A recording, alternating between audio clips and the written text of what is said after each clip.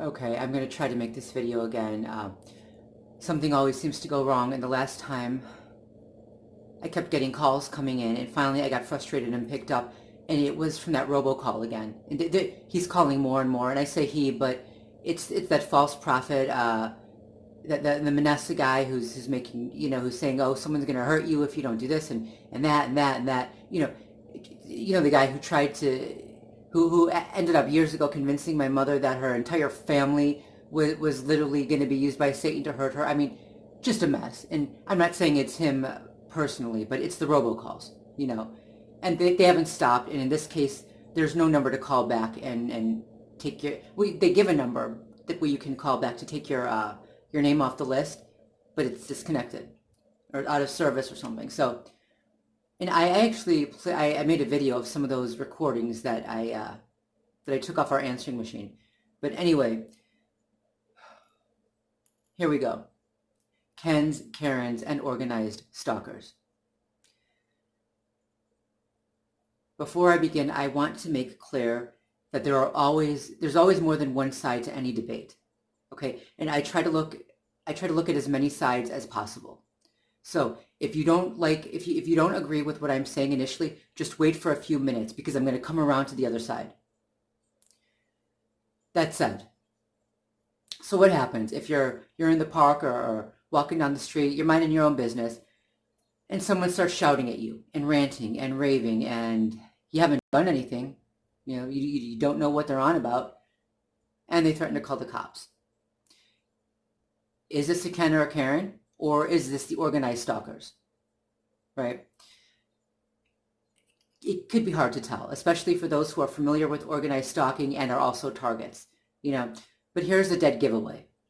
While the organized stalkers do want to provoke you, they're probably not gonna call the cops per se until they actually provoke you, until you give them a negative response. They will report you to security and they'll report you everywhere you go. Hey, watch out for this person, watch out for that person. But when it comes to calling the cops, okay, they need an actual provocation. So they want to get you screaming, they want to get you shouting in order to give the cops, what they call, what they will try to pass off as legitimate evidence against you. When it comes to Karens and Kens, they will call the cops on you even if you haven't responded at all. Okay, that is the difference. At least it seems to be. I would say be careful, no matter what the case is, no matter what it is, whether whether you're a target of organized stalking or whether you're dealing with bigots. Be careful. You give them the response they want, they've got you. They can set you up. So as hard as it is, do try to use restraint. It can be almost humanly impossible, but try. But there's a flip side to this.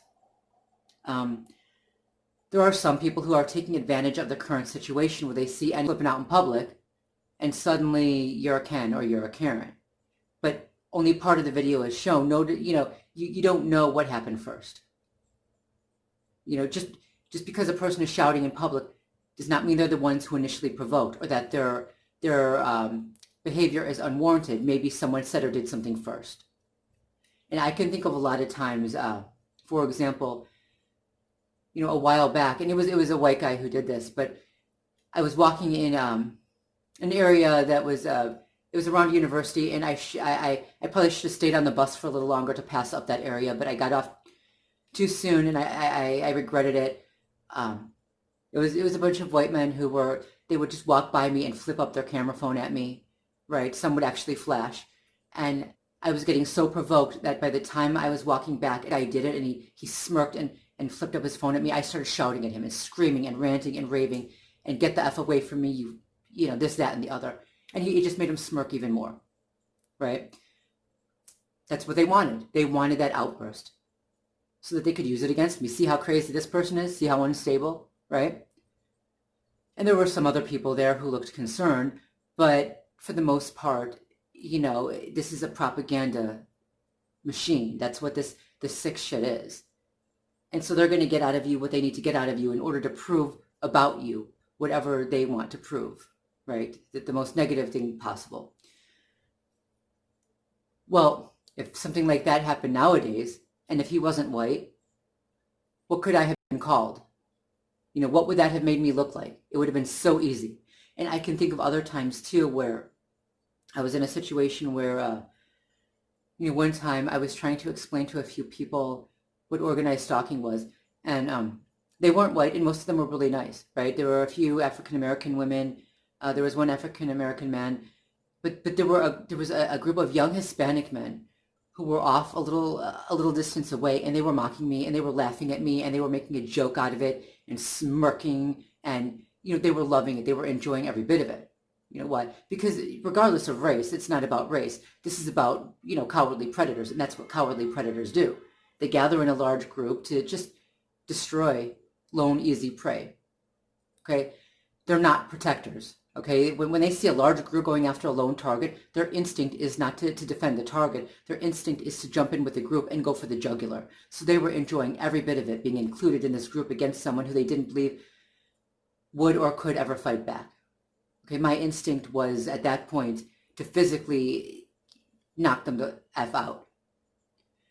But and they were just mocking me the entire time and smirking, and I controlled myself because I understood that this was all being filmed. And even though this was before the Ken and Karen fiasco, I knew that they could still use that against me. So I controlled myself in a way that I did not with the white guys who were doing the same. And this happens, this happens to people a lot, especially when you're a target of organized stalking. You know that people from all groups, of all races, and both men and women come after you and start with you. So what do you do in a situation like this? Where if you show any anger at all, you can be, now in addition to the stalkers trying to set you up that way, there's another form of setup they can use. Now you're a Ken, now you're a Karen, right? A while back I saw this happen.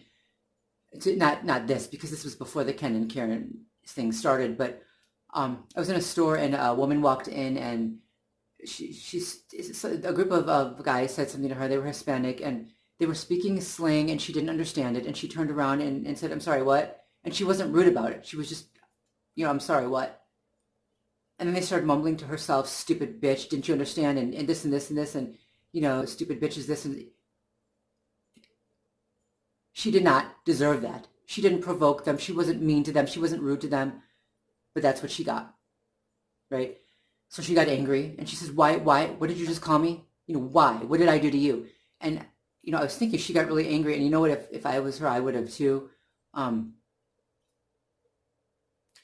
It's the same thing with another guy that was also targeted in this manner, but we'll get to him later.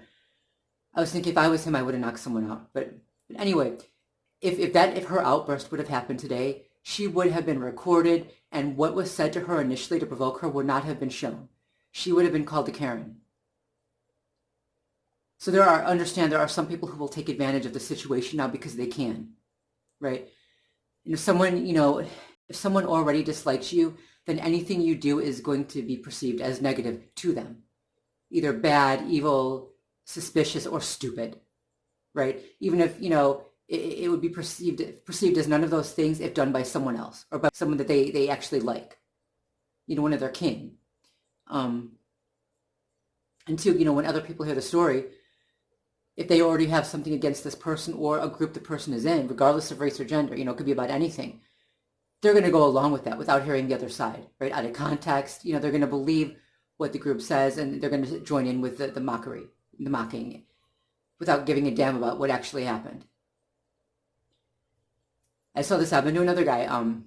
He was white. He had red hair, and I don't know. I don't think he looked particularly stupid. But I was on the bus, and the windows were. It was in the summer. I know. I don't remember how many years ago it was, but I know it was in the summer because the windows were open, and something was going on, and the bus had stopped, and there was commotion outside, and he was. I don't know if he was involved in it or not, but there was a group of guys on the bus and looked outside, and all they did, they took one look at him, and they rolled their eyes, and they started mocking him and calling him a stupid this and a stupid that, and a stupid F, the negative gay, the derogatory gay term for the derogatory term for gay male. And I mean, my God, he did nothing. They latched onto him because I guess he triggered something in their minds. Maybe he was the epitome of what they've been taught. to hate. I don't know. But yeah, and then not only did they start going at him like that, but they started twisting things that he did, and saying, oh, he did this, or that was really stupid that he. I don't remember exactly what it was, but I do remember they twisted it. Like it wasn't. They came to false conclusions, is what I remember. And I remember thinking, he didn't. That's not what happened. But they needed to come to those false conclusions in order to stick to their story, which was that he was a stupid this and a stupid that, and so as I said, there are two sides, and the window was open, so he looked back over at the bus, and he looked angry, he looked appalled, and if I were him, I would have been also in targets of organized stalking. We know this happens to us all the time, from all races. It doesn't matter, from both genders. There's no innocent group, unfortunately. I wish there were. I wish there was one group we could take refuge in, right? Wouldn't it be nice? Anyway, is it an organized stalker, or do you have a Ken or a Karen? That's the question. And two, look out for the fact that it works in reverse as well. Not everybody who's accused of being a Ken or a Karen is what happened before they started shouting. Of course, it is serious when someone starts threatening to call the cops on you when you haven't done anything wrong, and that should always be taken seriously. And as I said in the beginning, that's probably a surefire way to know that you got a Ken or a Karen. Of course, now the organized stalkers are going to probably start doing that, or at least threatening it, just because I pointed it out. But anyway, moving on. Just to talk a little bit about what's been happening in my life. So the laundry room incident happened again. I was doing laundry and a guy came in. He forgot which dryer he put his clothing in. I pointed to the dryer he put his clothing in. He went towards mine. I said, no, that's not yours, that's mine. And before I could stop him, he opened it. A lot of my clothes fell out. He's onto the ground. He started throwing them back in, and more fell out, and he was throwing them back in and groping them. Of course, I had to rewash them. And so I knew that was going to happen again. And from now on, I'm going to duct tape the damn dryer shut, right? So that they can't open it before I actually get there to stop them. Okay, next. Because I've been doing extra laundry lately, because I've had to rewash my clothing, and in some cases my mother's clothing, not all cases. The last time I didn't have to rewash her clothing because her clothing was done, and I always keep her clothing when it's done in a sealed plastic bag, so that anyone spitting and sneezing in the air in the laundry room, it won't contaminate her clothing. But anyway, I had to order more laundry detergent and a few other items, because there's a limit on there's a minimum limit you can order. Okay. So what I do is, there are usually 3 time slots, and the second 2 are too late, so I order the morning time slot. But occasionally, quite often, they will be late, in some cases a few hours late. And every time they've been late, I've called and I've spoken to a woman who and I've never even had to say, hey, because we paid extra money for that early 2-hour time slot, can you refund us? I've never had to say that until today. But normally the women would offer, oh, it's okay, we see that the order hasn't arrived yet and it's already 2 hours late. We're going to refund you since you paid for that early morning time slot. And it was no problem. It was settled that way.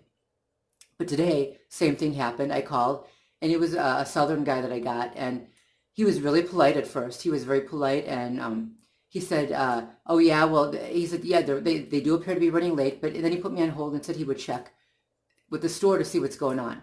When he came back, he was still polite, but he was a bit more reserved. He was a bit more standoffish, so I could tell something happened when I was on hold. Maybe someone said something to him, I don't know. But he said, oh yeah, the store is running late. He didn't offer to refund the extra money we paid for that early morning 2-hour time slot. So I asked him, and I was trying to be nice with him. I said, well, okay, can you do me a favor though? Since we paid for that 2-hour time slot in the morning, can you just refund it? The extra money for that. And he got a little bit condescending with me at that point, and he said, well, I can, or something like, well, it hasn't been charged yet, but when it's charged, I can refund it, but I can't refund what hasn't been charged yet. Now, in reality, I know that you can't refund what hasn't yet been charged, okay? I know. But see, in the past, I never had to say anything. The women offered to just refund it. So when I'm saying refund it, that either means after it's charged, or can you take, if it hasn't been charged yet, can you take that fee off? So he made it seem like I was stupid when I was not. And it just got me thinking too, if he was going to go and have a ranting session with his buddies about, whatever character type he hates the most, if he wanted to include me in that, he could tell the story and make it seem like I'm just so fucking stupid. And, if they are already against me, whoever I am, maybe he thinks I'm this or he thinks I'm that. I don't know what he thinks I am, and I don't know what he was told. He was probably told the worst thing about me, but they're going to go along with it. They're not going to bother to get the truth or what was actually said or what was actually meant, because they want to believe something negative about someone they already dislike. So they would go along with it. Yeah, stupid this or stupid that or whatever. Anyway, this video is getting too long. I just wanted to put all of that out there. Peace.